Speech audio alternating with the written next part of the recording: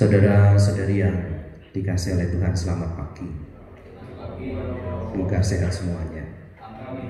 Saudara-saudari yang terkasih, beberapa tahun terakhir ini saya diberi banyak kesempatan untuk memberikan pelayanan dan pendampingan pada mereka yang tua, sakit, memberi sakramen minyak suci, bahkan sampai mendampingi mereka pada saat-saat terakhir atau menghadapi sakratul maut.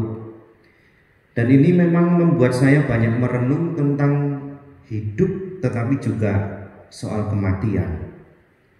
Dan saya renungkan ini menjadi kesempatan yang cukup langka, karena dulu saya tidak pernah belajar, tidak pernah dipelajari waktu kuliah.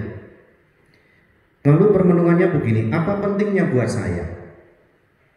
Atau juga mungkin kita tanyakan pada diri masing-masing kita, apa pentingnya bagi kita merenungkan hidup dan kematian? Saya kira sangat penting. Yang pertama, kita atau paling tidak saya disadarkan bagaimana saya mengisi hidup supaya berakhir dengan bahagia. Kalau mulainya baik, harapannya adalah juga berakhir dengan baik. Diawali dengan baik, berakhir dengan baik. Tetapi yang kedua, ini mengajak saya juga bagaimana belajar menghargai waktu yang tersisa. Artinya apa? Bagaimana saya berusaha untuk mengisi hidup saya dengan berkualitas, supaya tidak hanya berjalan begitu saja. Tidak panjang hidup kita, tetapi kalau kita isi dengan baik, dengan berkualitas, maka pasti nantinya juga mendatangkan berkat bagi kita. Saudara-saudari, yang saya perhatikan begini, cara orang meninggal itu beda-beda. Yang menyamakan itu hanya tanda-tandanya. Misalnya wajahnya itu mulai berbeda saat akhir itu, menjadi, kita kadang tidak kenal, menjadi putih, bahkan seperti tembok itu. Lalu seperti sudah tidak ada reaksi, mata, sorot mata juga menunjukkan hal berbeda. Kadang-kadang gelisah, kadang seperti tidur, bangun lagi, gelisah, tenang. Lalu juga perilaku menjadi tidak stabil. Kadang-kadang tidak terima, marah, kadang-kadang juga tenang. Tetapi seperti itu, kurang lebih sama. Yang membedakan adalah dua hal, yaitu soal kepasrahan dan keyakinan. Itu yang saya perhatikan, soal kepasrahan dan keyakinan. Artinya begini, kalau saya andaikan hidupnya di dunia ini lurus-lurus, maka biasanya akan tenang menghadapi kematian. Tetapi kalau selama hidupnya kemungkinan banyak ganjalan, itu pasti kelihatan gelisah. Maka lalu saya merenungkan lebih dalam begini, apa yang harus saya lakukan? Lalu saya merenungkan, apakah kita tidak perlu yang namanya latihan mati? Kamu tidak bercanda, latihan mati.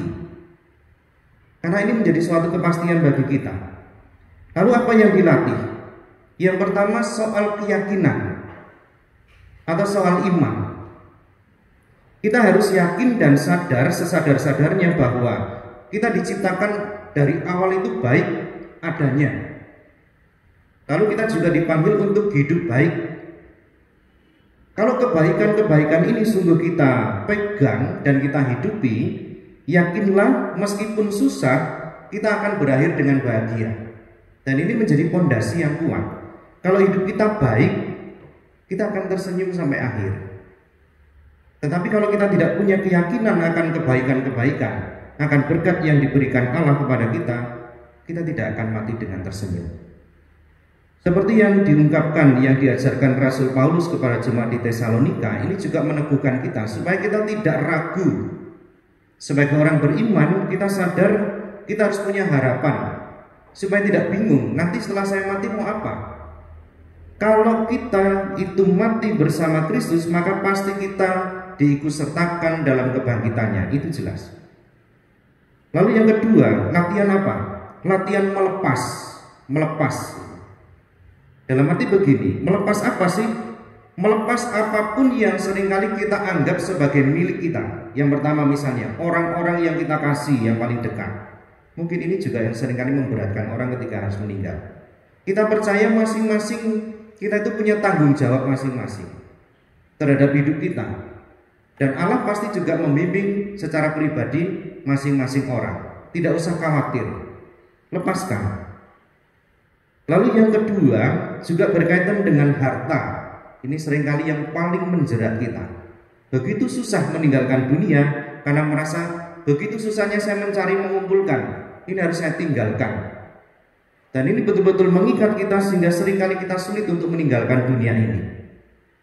Lalu yang ketiga juga soal dendam, amarah, kepahitan, mungkin juga luka-luka batin. Dan ini pelan-pelan juga harus dibersihkan.